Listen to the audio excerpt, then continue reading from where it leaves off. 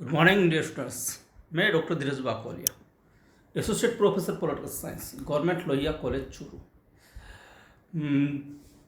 आज अपन शुरू करेंगे भारतीय निर्वाचन आयोग।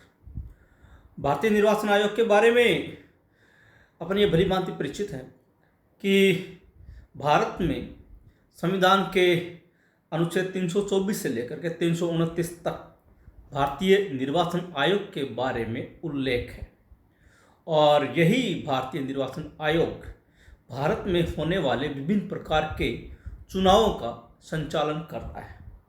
हम ये भी जानते हैं कि भारत में मौलिक तौर पर या मुख्य तौर पर लोकसभा और राज्यसभा, इसके अलावा राज्यों के जो विधानमंडल होते हैं यानी कि विधानसभा और विधान परिषद, इनके चुनाव करवाता है। इसके अलावा दो और व्यक्ति हैं, राष्ट्रपति और उपराष्ट्रपति। इनके चुनाव भी भारतीय निर्वाचन आयोग के माध्यम से संपादित होते हैं। इसके अलावा हम ये भी जानते हैं कि भारत में सत्ता का विकेंद्रीकरण किया गया है और विकेंद्रीकरण के कारण से स्थानीय स्वशासन की दो प्रकार की संस्थाएं भी हमारे यहाँ पर हैं।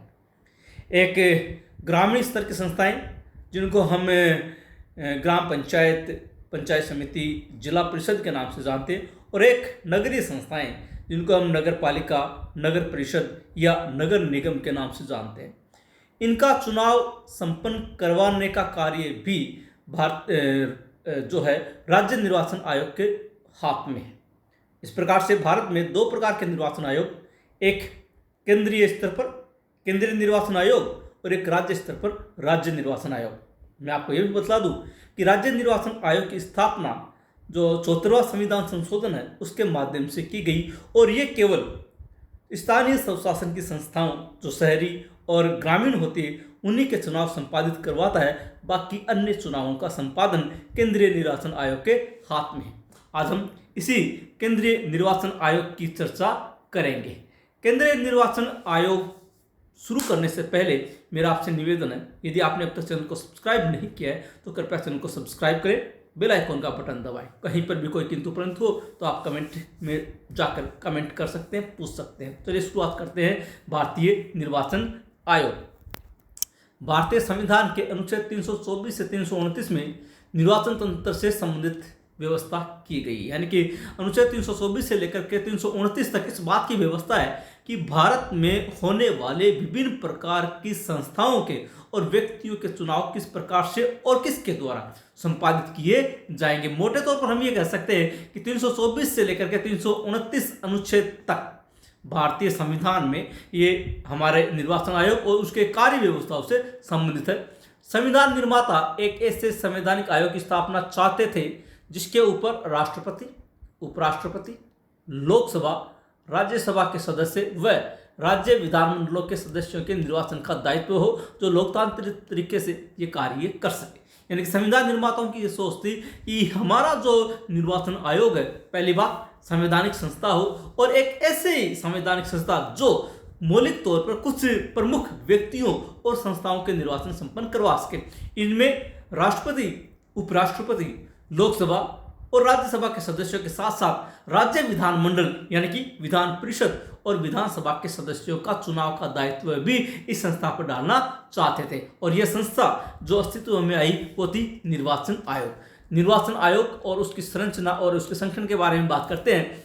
संविधान के अनुसार 1951 में पहली बार निर्वाचन आयोग का गठन किया गया, यानी कि 1947 में भारत स्वतंत्र होता है, 1950 में भारत का संविधान लागू होता है और उसके पश्चात 1951 में पहली बार भारत में भारतीय निर्वाचन आयोग, जिसे हम केंद्रीय निर्वाचन आयोग या इलेक्शन कमीशन ऑफ इंडिया भारतीय निर्वाचन आयोग कहते हैं, वो अस्तित्व में आया। तब से लेकर के 1989 तक ये एक सदस्यीय आयोग बना रहा, यानी कि 1951 में जब पहली बार भारतीय निर्वाचन आयोग अस्तित्व में आया था तब उसमें एक व्यक्ति की नियुक्ति की गई जो भारत का निर्वाचन आयुक्त कहलाता था। तब से लेकर के यानी कि 1951 से लेकर के 1989 तक 1989 तक ये आयोग यानी कि भारतीय निर्वाचन आयोग एक सदस्यीय निर्वाचन आयोग बना रहा है, यानी कि इसमें सदस्यों या आयुक्त की नियुक्ति के रूप में एक ही व्यक्ति की नियुक्ति की जाती थी। संसद द्वारा निर्मित विधि के अंतर्गत आयोग में एक अध्यक्ष व उतने सदस्य होंगे जितने की राष्ट्रपति नियुक्त करे। अनुच्छेद 324 में यह व्यवस्था की गई थी कि संसद द्वारा निर्मित विधि के अंतर्गत, यानी कि इसके बारे में संसद के द्वारा कानून का निर्माण किया जाएगा और उसके अंतर्गत इस आयोग में एक अध्यक्ष होंगे और उसके अलावा उतने सदस्य होंगे जितने की राष्ट्रपति नियुक्त करे। इसका मतलब एक तो अध्यक्ष होगा, इसके अलावा सदस्यों की नियुक्ति की व्यवस्था तय की गई थी और ये भी कहा गया था कि इसके लिए संसद कानून बनाएगी और राष्ट्रपति जितने व्यक्तियों की नियुक्ति इसमें करेगा उतने व्यक्ति इसके सदस्य होंगे।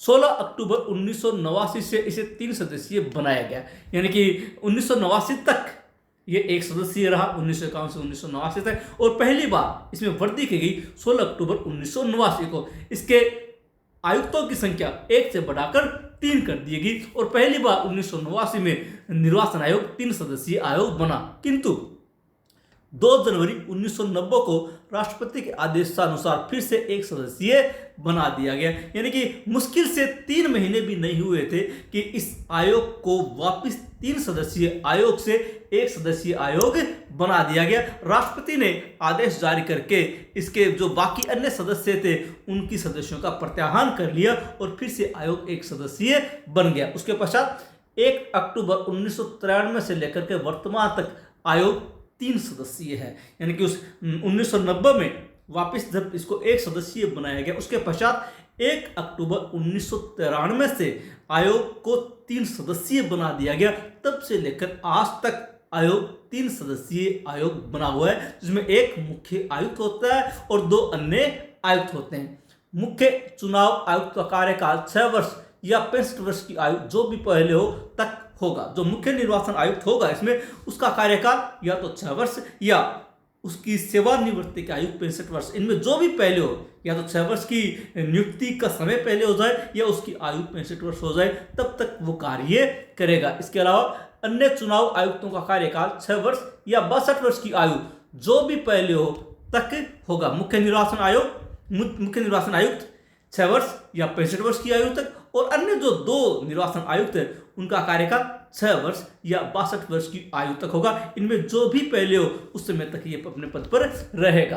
अक्टूबर 1993 से मुख्य चुनाव आयुक्त व अन्य चुनाव आयुक्तों को सर्वोच्च न्यायालय के न्यायाधीशों के बराबर वेतन तथा भत्ते प्राप्त होंगे। अक्टूबर 1993 से जब से इस आयोग को 3 सदस्यीय बनाया गया तब से लेकर के वर्तमान तक मुख्य चुनाव आयुक्त और अन्य आयुक्तों के जो वेतन भत्ते सुविधाएं आदि है वो सर्वोच्च न्यायालय के न्यायाधीशों के बराबर कर दिया गया, यानी कि सर्वोच्च न्यायालय के न्यायाधीश को जो वेतन भत्ते और सुविधाएं प्राप्त होंगी वही वेतन भत्ते और सुविधाएं भारत के निर्वाचन आयोग में पदस्थापित आयुक्तों को भी प्राप्त होगी। इन चुनाव आयुक्तों की नियुक्ति के बाद उनके कार्यकाल, वेतन तथा अन्य सेवा शर्तों में उनके हितों के विरुद्ध कोई परिवर्तन नहीं किया जा सकेगा। एक बार जब इनकी नियुक्ति कर दी जाती है और उसके पश्चात इन आयुक्तों, यानी कि तीनों जो आयुक्त है, एक मुख्य निर्वाचन आयुक्त और 2 अन्य आयुक्त, इनमें नियुक्ति के बाद उनके कार्यकाल में, उनके वेतन में, उनके भत्तों में और उनकी सेवा शर्तों में किसी भी प्रकार का अलाभकारी परिवर्तन नहीं किया जा सकता। ऐसा परिवर्तन नहीं किया जा सकता जो उनके हितों के प्रतिकूल हो। मुख्य चुनाव आयुक्त को अपने पद से उन्हीं कारणों पर और उन्हीं रीतियों से हटाया जा सकता है जिन कारणों और रीतियों से सर्वोच्च न्यायालय का न्यायाधीश हटाया जा सकता है, यानी कि जिस प्रकार से सर्वोच्च न्यायालय के न्यायाधीश के विरुद्ध महाभियोग की प्रक्रिया है और जो कारण सर्वोच्च न्यायालय के न्यायाधीश को महाभियोग को हटाने के लिए वो शर्तें निर्वाचन आयोग के आयुक्तों के ऊपर लागू होती है, चाहे मुख्य निर्वाचन आयुक्त हो चाहे अन्य आयुक्त हो, उनको उन्हीं कारणों से हटाया जा सकता है जिन कारणों से सर्वोच्च न्यायालय के न्यायाधीश को हटाया जाता है और उसी तरीके से हटाया जा सकता है जिस तरीके से सर्वोच्च न्यायालय के न्यायाधीश को हटाया जा सकता है। अर्थात सिद्ध कदाचार या असमर्थता के आधार पर राष्ट्रपति के द्वारा आदेश मुख्य निर्वाचन आयुक्त को अपने पद से हटाया जा सकता है, यानी कि उसके ऊपर सिद्ध कदाचार या असमर्थता 2 ही कारण है कि अगर उसने अपने पद के विरुद्ध आचरण किया है या इस पद पर कार्य करने में वो असमर्थ हो गया तो ऐसी स्थिति में राष्ट्रपति के द्वारा जारी किए गए आदेश से मुख्य निर्वाचन आयुक्त को अपने पद से हटाया जा सकता है और इस प्रकार के महाभियोग की कार्यविधि निश्चित करने का अधिकार संसद को प्राप्त है, यानी कि इन निर्वाचन आयुक्तों को हटाने के लिए जो भी कार्यविधि होगी, जो भी तरीका होगा, जो भी महाभियोग की प्रक्रिया अपनाई जाएगी वो प्रक्रिया निर्धारित करने का अधिकार संसद को प्राप्त है।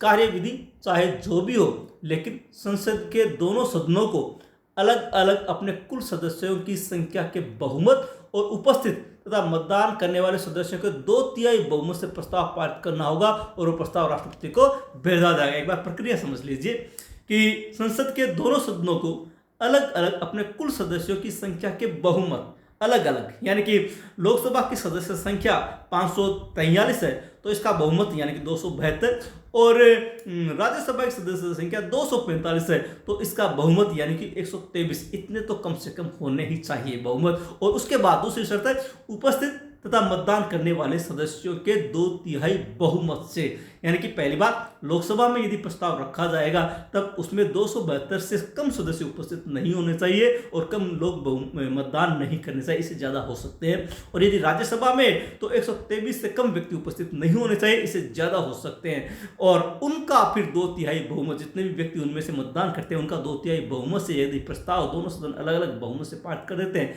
तो वो प्रस्ताव राष्ट्रपति को भेजा जाता है और इसके बाद राष्ट्रपति मुख्य निर्वाचन आयुक्त की पद मुक्ति के आदेश जारी करेंगे। यानी कि अगर इस प्रकार का प्रस्ताव इस प्रक्रिया से पारित हो जाता है उसके पश्चात मुख्य निर्वाचन आयुक्त को उसके पद से हटाया जा सकता है।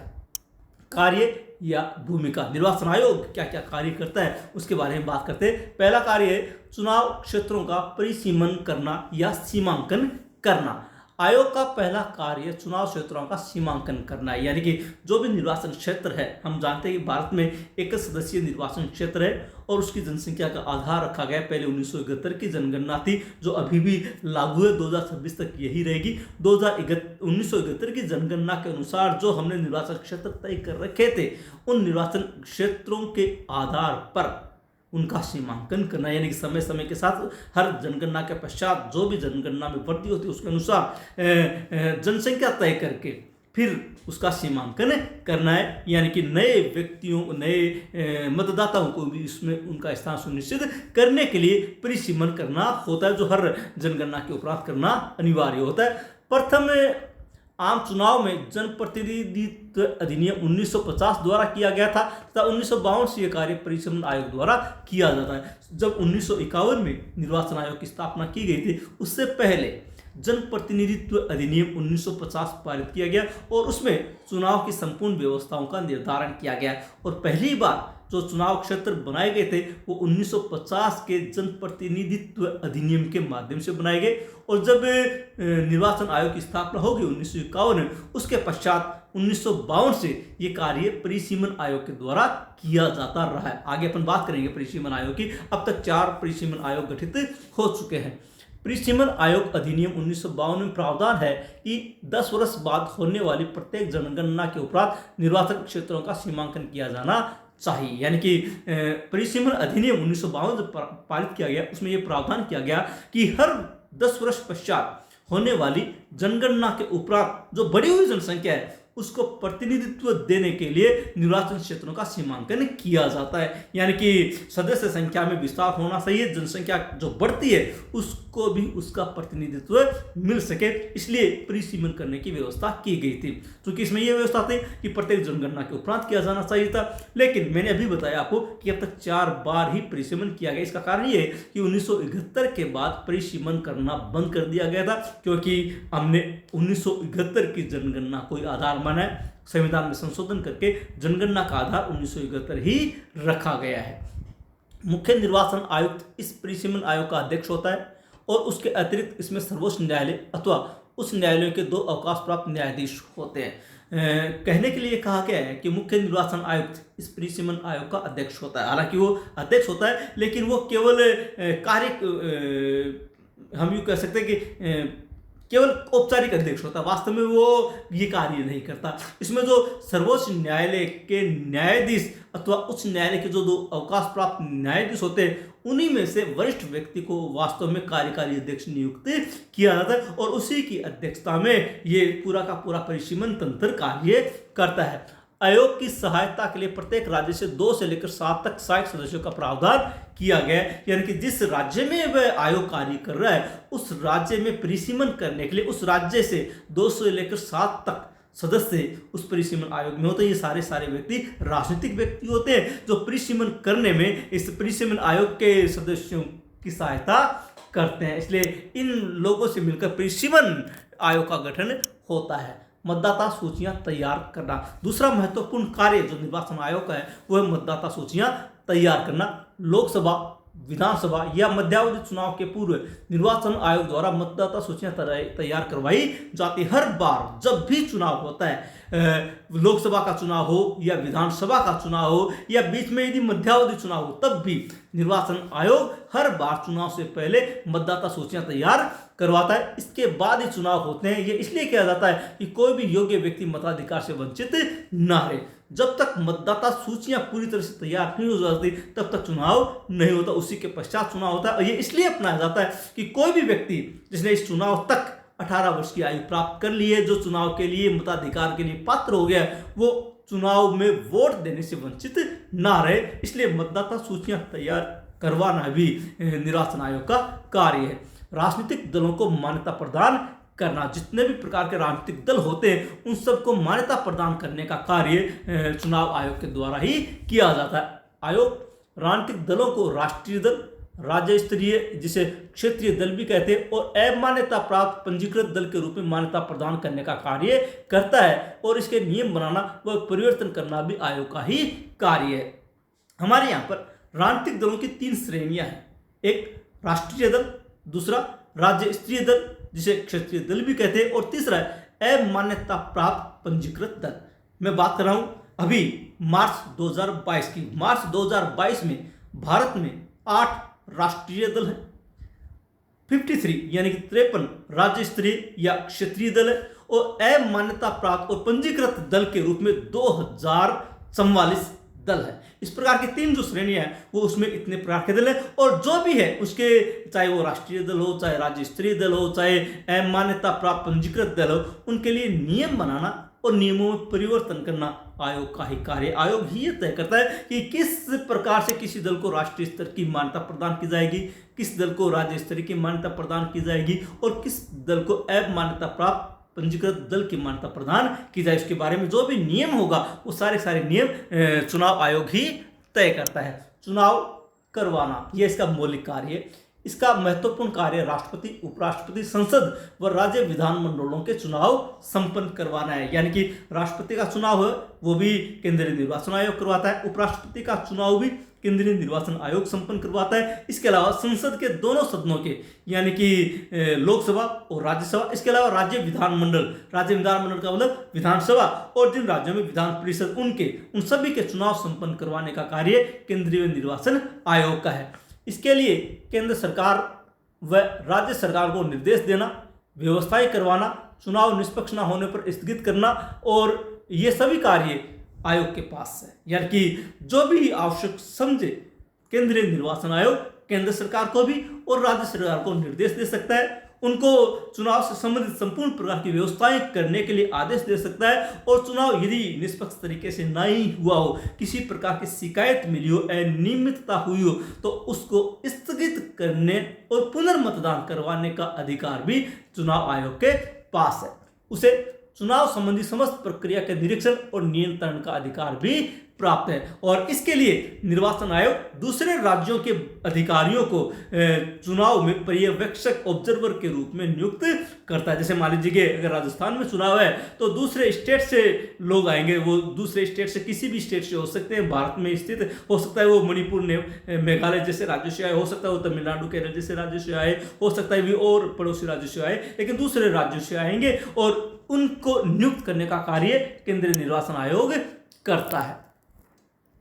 राजनीतिक दलों को आरक्षित चुनाव चिन्ह प्रदान करना, आयोग मान्यता प्राप्त दलों को आरक्षित चुनाव चिन्ह आवंटित करता है। अभी मैंने आपको दलों की 3 श्रेणियां बतलाई थी, एक राष्ट्रीय दल, एक क्षेत्रीय या राज्य स्तरीय दल, और तीसरा अमान्यता प्राप्त पंजीकृत दल। जो राष्ट्रीय दल और जो राज्य स्तरीय या क्षेत्रीय दल है उनके चुनाव चिन्ह आरक्षित है, पहले से ही आरक्षित है, क्योंकि वो उसी चुनाव चिन्ह के आधार पर चुनाव लड़ते हैं, चुनाव जीतते हैं और किसी राष्ट्रीय या राज्य स्तरीय दल के रूप में मान्यता प्राप्त करते हैं। तो उनको आरक्षित जो चुनाव चिन्ह है वो प्रदान करने का कार्य भी निर्वाचन आयोग करता है। इसके अलावा जो निर्दलीय व्यक्ति होते हैं, स्वतंत्र उम्मीदवार होते हैं, उनको भी चुनाव चिन्ह आवंटित करने का कार्य निर्वाचन आयोग के द्वारा किया जाता है। यदि चुनाव चिन्ह के प्रश्न पर दो राजनीतिक दलों के बीच में कोई विवाद उत्पन्न हो जाए तो उस स्थिति में आयोग से अपेक्षा की जाती है कि वह निष्पक्ष और न्यायिक ढंग से विवाद का निपटारा करेगा। हालांकि ऐसा होता नहीं, फिर भी अगर ऐसी स्थिति उत्पन्न हो जाती है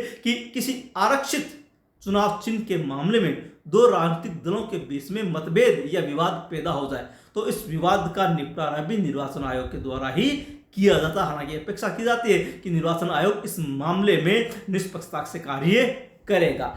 इस संबंध में आयोग के द्वारा दिए गए निर्णय के विरुद्ध अपील सर्वोच्च न्यायालय में की जा सकती है। जो भी निर्णय विवाद के संदर्भ में आयोग प्रदान करता है, अगर कोई राजनीतिक दल संतुष्ट नहीं है तो वो इस आयोग के निर्णय के विरुद्ध अपील सर्वोच्च न्यायालय में कर सकता है। अर्ध न्यायिक कार्य अनुच्छेद 103 के अंतर्गत राष्ट्रपति आयोग से संसद सदस्य की अयोग्यता के विषय में परामर्श ले सकता है। यानी कि जब भी ये तय करना हो कि कोई संसद का सदस्य यानी कि राज्यसभा या लोकसभा का कोई भी सदस्य संसद की सदस्यता से अयोग्य हो गए, अनुच्छेद 103 ये कहता है कि ऐसी स्थिति में राष्ट्रपति निर्वाचन आयोग से परामर्श ले सकता है तथा अनुच्छेद 192 के अंतर्गत राज्यपाल भी विधानसभा सदस्यों की अयोग्यता के संबंध में परामर्श ले सकता है। परामर्श केवल परामर्श होता है, मानना बाध्यकारी नहीं होता। और प्राय जो निर्णय या जो परामर्श निर्वाचन आयोग के द्वारा दिया जाता है,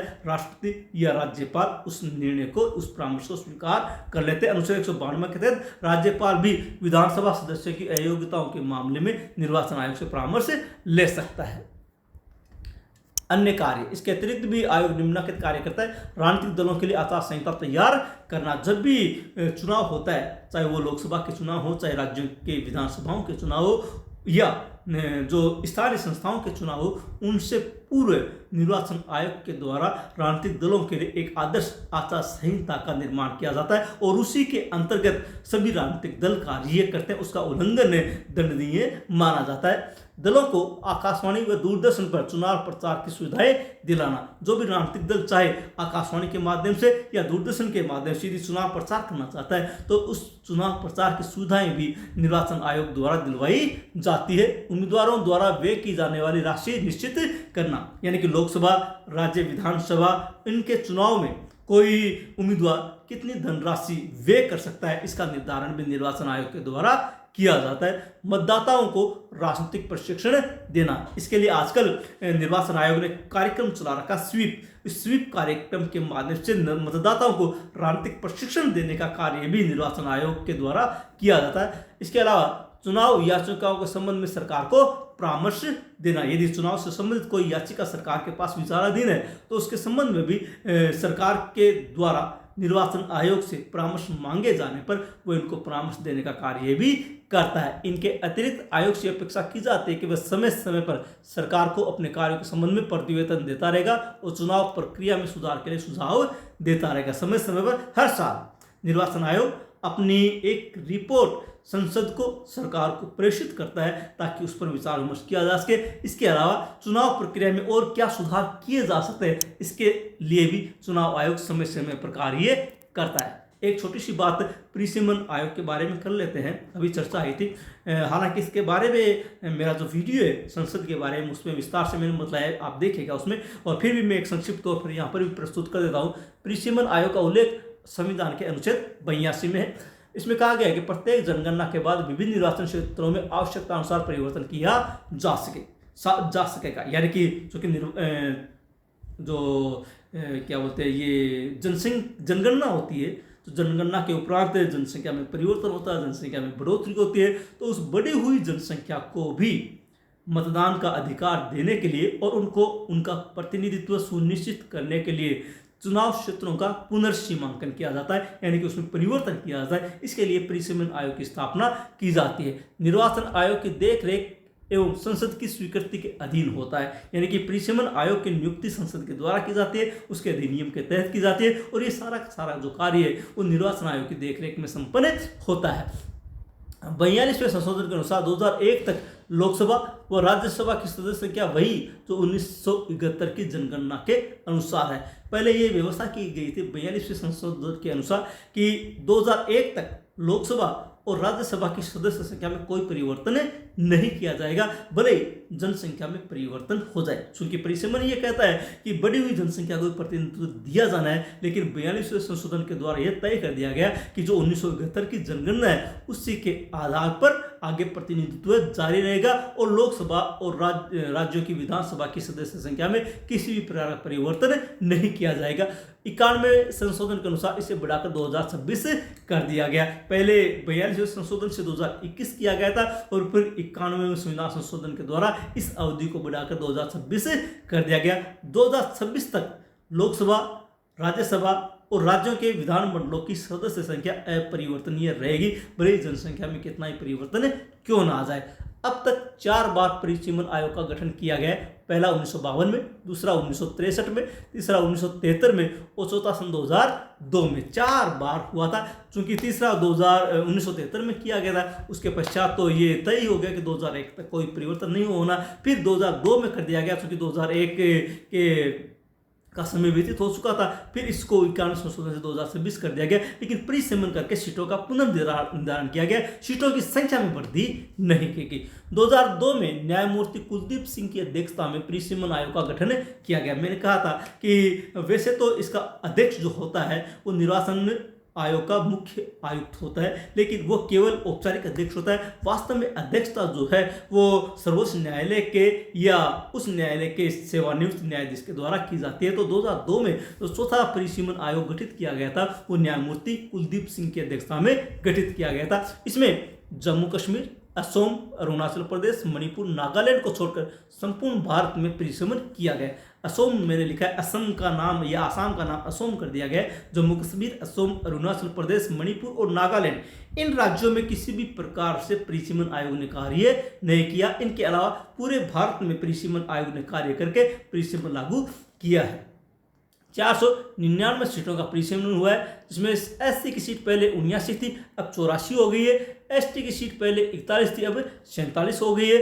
और सामान्य सीटें पहले 423 थी, अब 412 रह गई है। ये सीटों का परिवर्तन किया गया। सीटें उतनी हैं जितने पहले थी, उसमें कोई परिवर्तन नहीं हुआ, लेकिन बड़ी हुई जनसंख्या प्रतिनिधित्व दिया गया है। तो यह है परिसीमन आयोग। और इसी के साथ आज अपना निर्वाचन आयोग और उसके कार्य समाप्त होते हैं। इसके पश्चात आने वाली वीडियो में हम चुनाव सुधार से संबंधित जो प्रमुख समितियां गठित की गई उनके बारे में विचार करेंगे। आपसे निवेदन, यदि आपने चैनल को सब्सक्राइब नहीं किया तो कृपया चैनल को सब्सक्राइब करें, और अगर कोई भी बात समझ में नहीं आई है तो आप कमेंट बॉक्स में जाकर लिखें। चलिए मिलते हैं अगले वीडियो में इसी को आगे बढ़ाते हुए, तब तक के लिए धन्यवाद।